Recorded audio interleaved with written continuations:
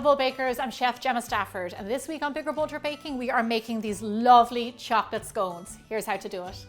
So this is my favorite kind of recipe. We mix it all up by hand in one bowl, could not be simpler. So we're going to start out with our flour. Now the flour I like to use is all-purpose flour, also known as plain flour. Just regular white flour is perfect for this recipe. Next ingredient is cocoa powder. Now let me tell you something about the cocoa powder here. Because we are going for a chocolate scone, we want good quality cocoa powder. Also, I like to use Dutch process because you get a lovely smooth flavor from the cocoa powder and you get a richer, more intense chocolate flavor. So when I buy mine, I use unsweetened, and then for this recipe, Dutch process.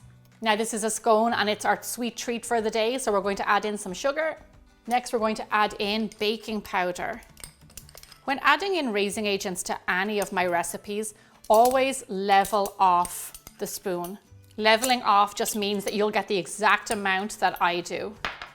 With salt, raising agents, anything like that, we always level them off, so it's not too much. Definitely at raising agents, less is more. And then an important ingredient in our scones is some salt. And let me tell you why this is really important.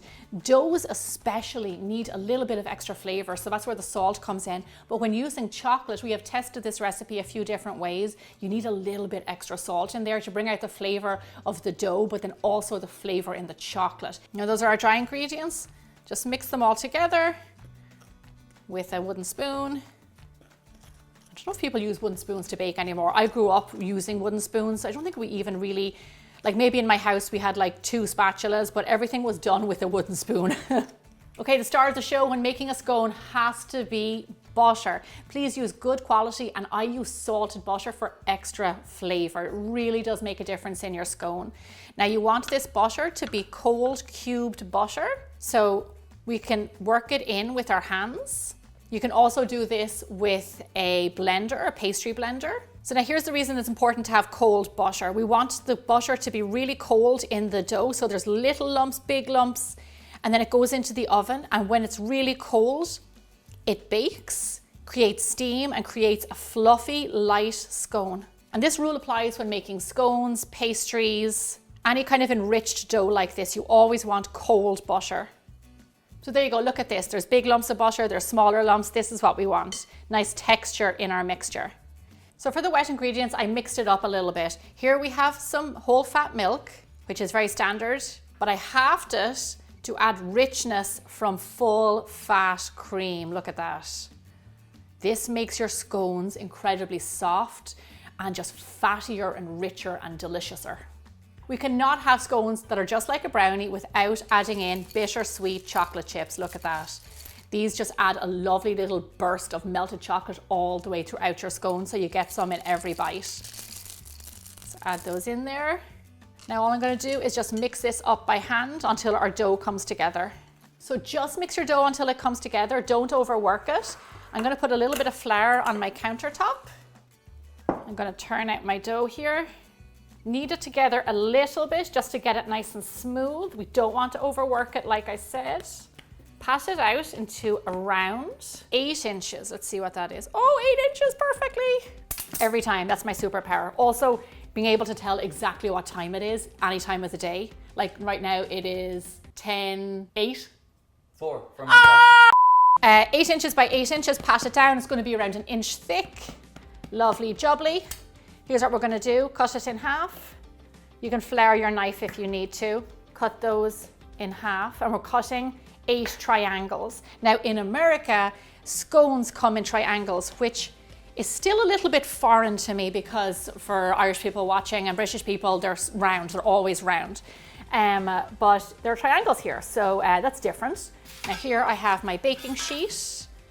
Now remember, like I said, our scones are soft. Put them on our baking sheet and give them some space because they do spread out.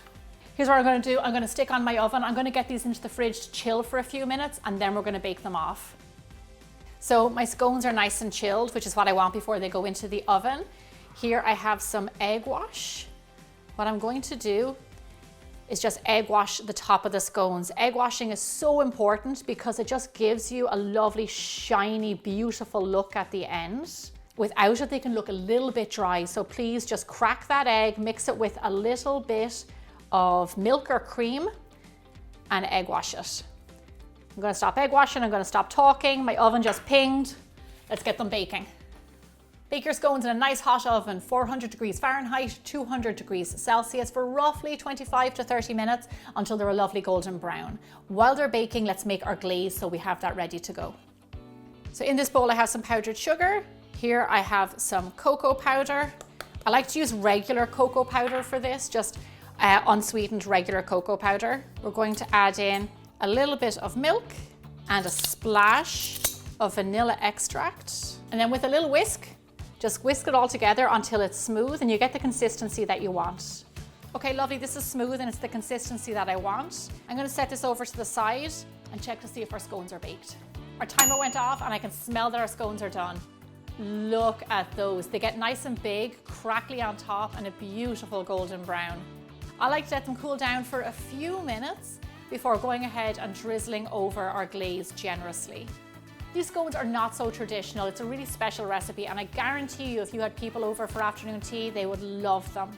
With my scones, what I like to do is go really big and bold and put on some strawberry jam and a dollop of freshly whipped cream.